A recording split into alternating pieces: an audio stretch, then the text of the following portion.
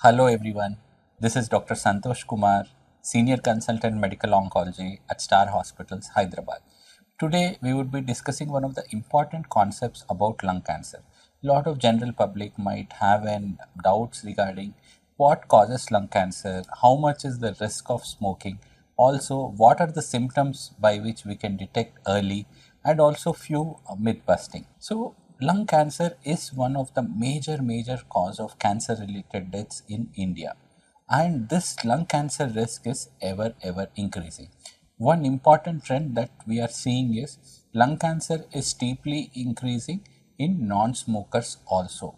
Previously it was considered to be a smoking limited disease, but now we are seeing a lot of lung cancer in non-smokers also. What might be the possible causes in non-smokers is one is increasing urbanization and also increased pollution and few mutations.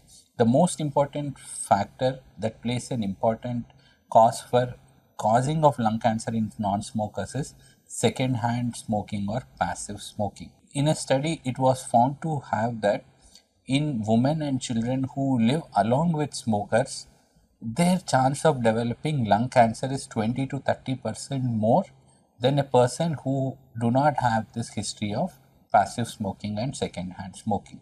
Although Indian government have strict regulations regarding public smoking, many of people do smoke, spoil their health and also other harmless and innocent people that are living around. So this practice should be completely curtailed and stopped. Of late, the latest data shows that one of five cancers occur in non-smokers. So this entity should be a realizing factor for everyone that lung cancer can occur even in non-smokers also. The growing use of pollution and also urbanization and the changing habits also contribute to smoking. Next, coming to, okay sir, you have told about the smoking and all. What are the symptoms of lung cancer? How does a lung cancer present with?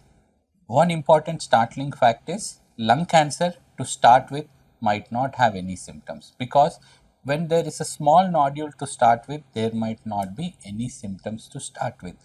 The important points to be considered is whenever a person has non-resolving cough more than 2 to 3 weeks, irrespective of anything, he has to be evaluated for anything sinister that is going in the lungs. The other thing is cough that is associated with sputum, which is blood stain.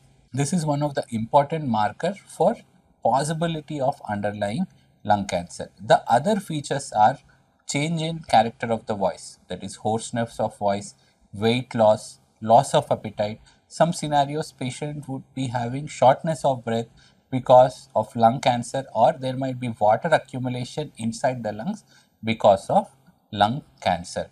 So to point out, these symptoms are non-specific, absolutely non-specific. These can occur in other causes of infection also. For example, tuberculosis.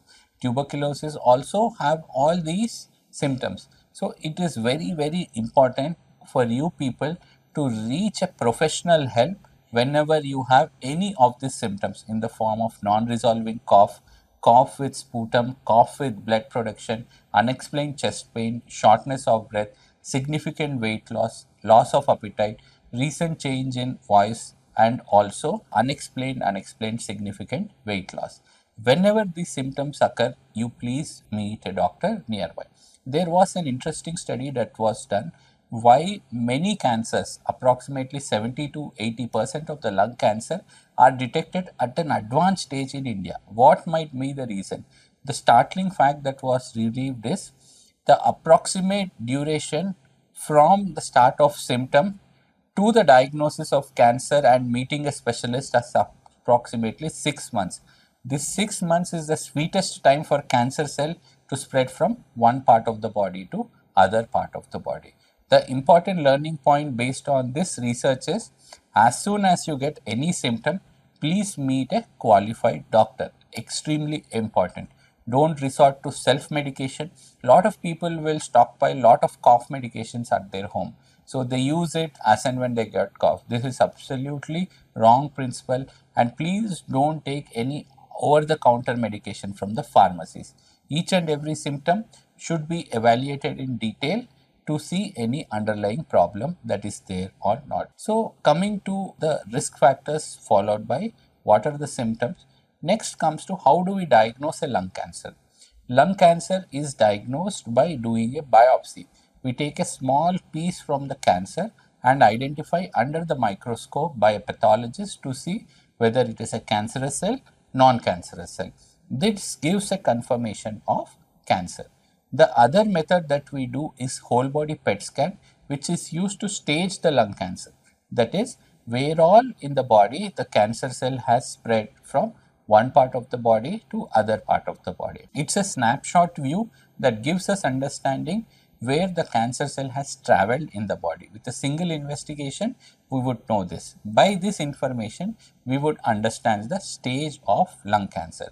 If the tumor is small and restricted to the one lobe of the lung, we call it as stage 1 lung cancer. When the size is bigger, if it spreads to the nearby lymph nodes, it is stage 2 lung cancer. If the lymph nodes further reach to the center of the chest or opposite side of the chest, we call it as stage 3 lung cancer. In stage 4 lung cancer, the cells travel from the lung to other parts of the body. For example, liver, it might be brain, it might be bone, or it might be any other part of the body. When the cells travel outside lung and spread to other part of the body, then we call it as stage 4 lung cancer, or colloquially known as advanced or terminal lung cancer. This is what we do staging, and the treatment options have evolved over time. In early stage lung cancer, stage 1 and stage 2, we give something known as surgery. So we surgically remove the tumor. Of late, we use some amount of injections before surgery to shrink the tumor, make the surgical process easy. That is what we call neoadjuvant chemotherapy and immunotherapy. In stage 3 lung cancer, we use a combination method of radiation and chemotherapy to effectively eliminate the cancer cell. In an advanced stage lung cancer, we do something known as genetic testing or mutation testing, in which we take the biopsy of the tumor, learn in great detail what are the various kinds of mutations that are present in the cancer cell.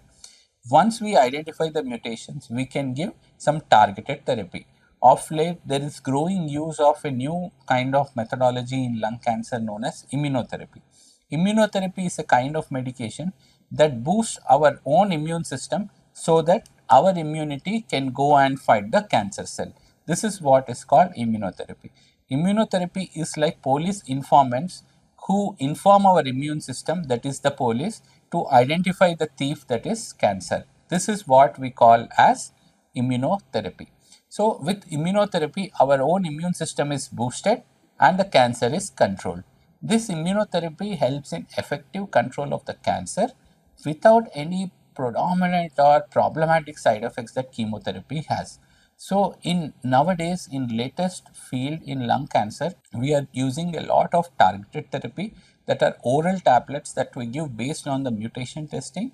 And in those who are mutation negative, in those we cannot use tablets, we are using a combination of chemotherapy and immunotherapy so that the survival is increasing. So lung cancer 10-15 years back, the survival was very poor. If anybody was diagnosed with that, it was a virtual death sentence. Now it is not like that. You might have remembered in many of the old movies, in Hindi movies and Telugu movies, if the director wants to kill character, he used to depict him as lung cancer. Now the scenario has very changed.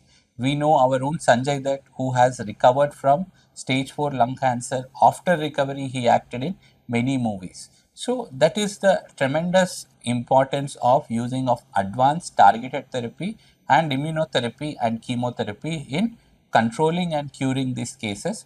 The most important take home point would be, please avoid smoking. That will protect yourself and also your family members and friends, so that we can create a smoking free India that will in turn translate to control of lung cancer, and we can prevent the development of lung cancer. Thank you.